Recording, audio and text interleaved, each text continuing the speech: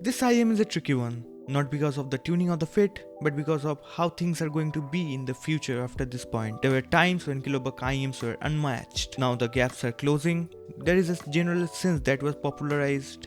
Kilobuck IMs have that special sauce that can be recreated under $1,000. Well, I don't know how much it holds up now. Nothing can be perfect in audio, and CANTOR isn't perfect either. But how is this going to be placed in the current scenario of the IEM market is the main question here. So let's dive right into it.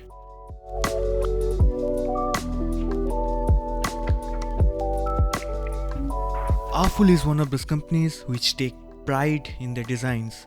They're heavily tech focused, and whenever they launch something with patent. They launch something new with the technology.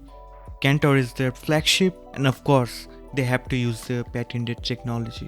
The tech they use now is two-way acoustic, means high density, high elastic bass, which is a old technology that they used in their Magic One, and that blowed minds for such a marvel of engineering with just one BA. This one though contains 14 times the driver of that one. For the bass, they used the tech I already mentioned, and for the treble, they created an anti-resonance chamber inside the shell that is said to be the controlling factor of the unevenness of the treble that maybe the BA produces. They also made the nozzle 27.15 mm long so that it doesn't interfere with the tips anyhow. All things aside, this IM is a scientist of an IM. Too much technology, too many hopes, expensive to obtain, and let's see if it worth the asking price or not. Before going for the objective analysis of this headphone, let's start with a brief discussion about the sound quality and overall tonality of this IM. The first time when you listen to this IM after a proper fit into your ears and as well as the tips, you will realize how natural it sounds even though it is kind of V-shaped. Not only in the sense of frequency distribution throughout the spectrum, but everything will feel very neutral and vibrant. The bass is defined and well textured. Sure, there are some caveats that we'll explain later, but all in all it is a very defined to a point that it executes such a perfect amount of richness to the lower mids that it feels very neutral yet lush. The upper mids are spectacular to say the least, shimmering, detailed, hyper-textured, and at the same time safe and non-sibilant by a huge margin. Lower treble maintains the elevation and produces a very vibrant sound. The sibilance is not there by any means, but if you are treble sensitive, then give it a listen before purchasing. The lower and the upper treble get separated very distinctively, which is a fault in my ears. The upper treble continues to execute the properties of this IM in its full glory. Air frequencies are so enjoyable and detailed that it can compete with IMs at a higher price range. The overall details are very well implemented in this IM. Be it the drivers or the frequency distribution, this IM sounds detailed through and through. The texturing is very well done, the resolution is equally great, the soundstage feels natural, not extremely huge, but it is still on par with something like i600. The soundstage is a bit squeezed in the x-axis, but in the z-axis it's pretty deep. The height is pretty average for the price. The timbre in the most instruments are okay, but for few instruments it is not a lifelike reproduction. Dynamics are excellent and it never felt too fast nor too slow, maintaining a right balance.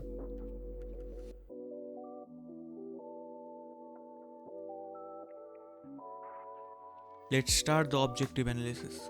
If we start with the bass, it is quite moderate in quantity. You won't feel the absence of bass ever so slightly.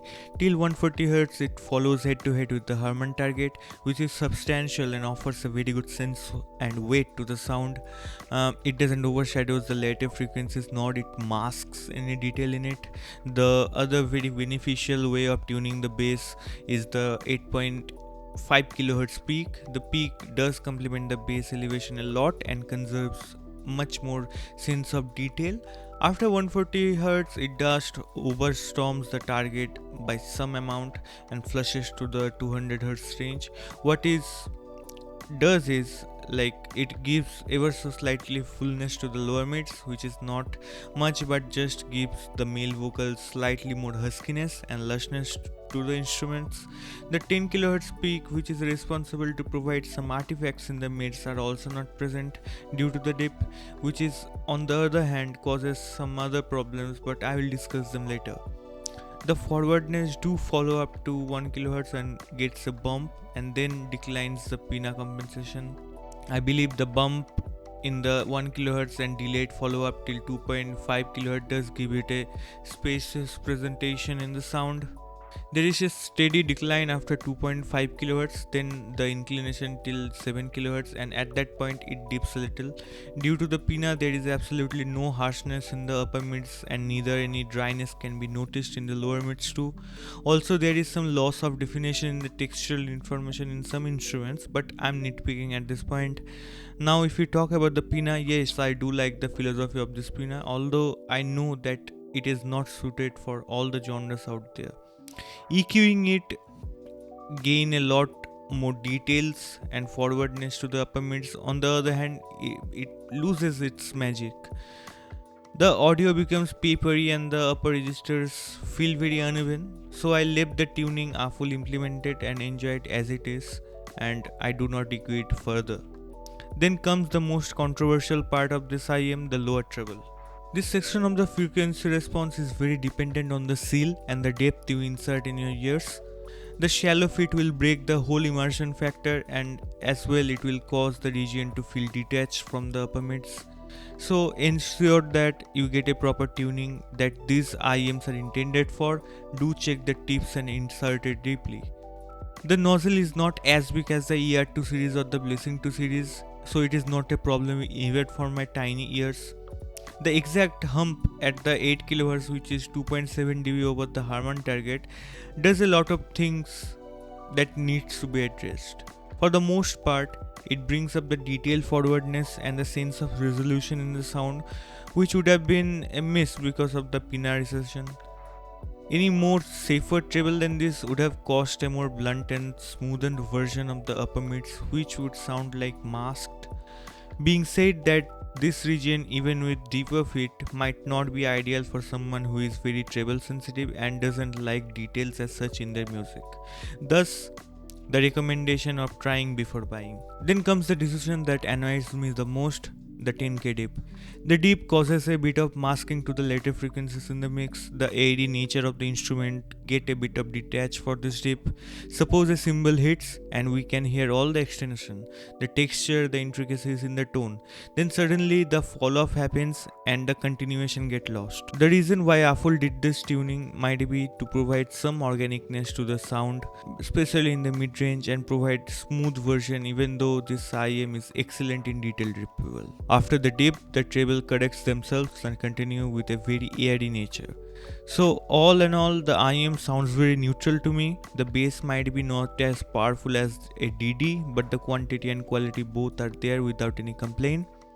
Mids are the best part and they are textured. A bit lushness is also there as well as being detailed. Upper mids are safe and never hurt or harsh. Lower treble is forward and resolving. The upper treble, though is airy, felt a bit disjointed due to the safe nature of the 10 kHz portion.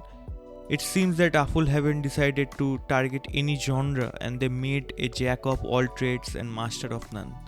They previously had experience with the Explorer series, it seems, and they will utilize the research and development to create this monster.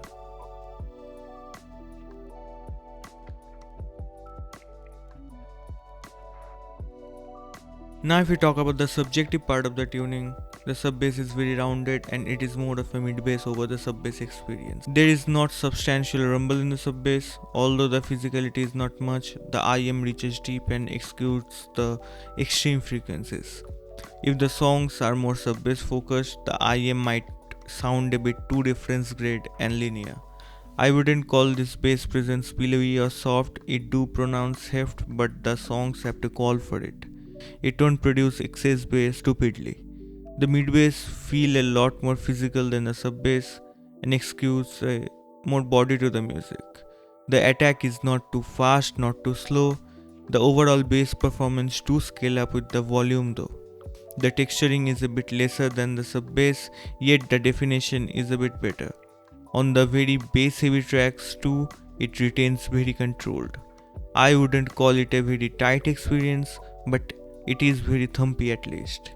Overall, the bass on this set is very okay. It won't wow you with the amplitude, but the quality of the tuning is pretty good and transparent to the music you are listening to. Now if we dive into the mid-range, we can notice the very quality of the reproduction of the sound in both of the lower and higher registers. The lower mids are a bit more elevated and male vocals do sound very lush and husky. The definition praiseworthy and nothing is there to complain. No dryness, no nasaliness, nothing. The voices do pop up from the background. Female vocals are just fantastic on this IEM and star of the show here. The extension is incredible. Airiness is very captivating. The resolution is phenomenal in the vocals too. The female vocals are full of shimmer and shine. Never ever so slightly sibilant on the loud volumes either. Although this section also relies heavily on the insertion depth of the IEM, treble on the other hand might feel a bit polarizing, but for me it's super smooth. The speed, the transients are just on par with or better than some TOTL level sound. The bite and the crunch is there in absolutely enormous quality. The subtle cues are projected in very vividly way in the music itself. Now if we talk about the technicalities of this IEM, they are very good, like top of the line, and there is nothing more to it. It's mind blowing. Although I should say that I like the fact that it doesn't stretch each and every song I throw at it. It adapts to the song and expands or subtracts the sound stage. The resolution is just phenomenal. You can't guess it costs below $1,000 just by judging this IEM on resolution alone. The dynamics are excellent on this IEM as it was expected from an all-VS set. Timbre on this IEM is a bit tricky. In one hand, the strings instruments they do sound very good, like violins and guitars, but on the other hand, the drums do feel less realistic. Wind instruments though do project a image that is very reminiscent of the quality of good recording. Then the sound seems a bit more digital and mastered. So why is this IEM so tricky to review? The one half of the reason is there is nothing like it I listened previously. I discussed all the characteristics, but it will be hard to explain. As a reviewer, I have to review everything very objectively, and I think either people are gonna love it to death or otherwise they won't. People who listen with very high volumes might not find it very well suited for their use. People who are after less resolving but more accurate sound production won't find this appealing. But people who are after resolution, this IEM is amazing for their wallet. This can save a lot of money. Who want clean, vibrant sound and want something exciting, engaging, they will adore this IEM. People who prefer mid-bass thump attack will also like this IEM. Orchestra, jazz sounds absolutely transparent and full of resolution, but it won't give you 100% realistic timbre. Rock, hip-hop, experimental, electronic, everything sounds stupid good with this IEM. Country, pop sound good and nothing extraordinary. The other half of the reason is the nozzle. Not the nozzle itself, but the perception of it. And it might feel odd on first listen, which goes away after 2 days, and after that it feels way more comfortable than something like ER2 AC or Blessings 2. But there are some problems associated with the nozzle. Few of the people are not inserting the tips to the rim, which breaks the acoustic performance and creates an unsatisfactory result. Few people can fit it deeply, which is causing uneven treble. Even with my small ear holes, I didn't have these problems. Other than that, the CANTOR is kind of demanding. It requires a power to sound good. The good thing of this IEM is it can produce details like nothing else in its price segment. But due to that, where excellent recordings sound out of this world, poorly recorded old songs will sound flawed. The immersion factor in this IEM, the tech that this IEM offers, where closing your eyes you can do a paradigm shift, and there is no doubt about that. I highly recommend this IEM.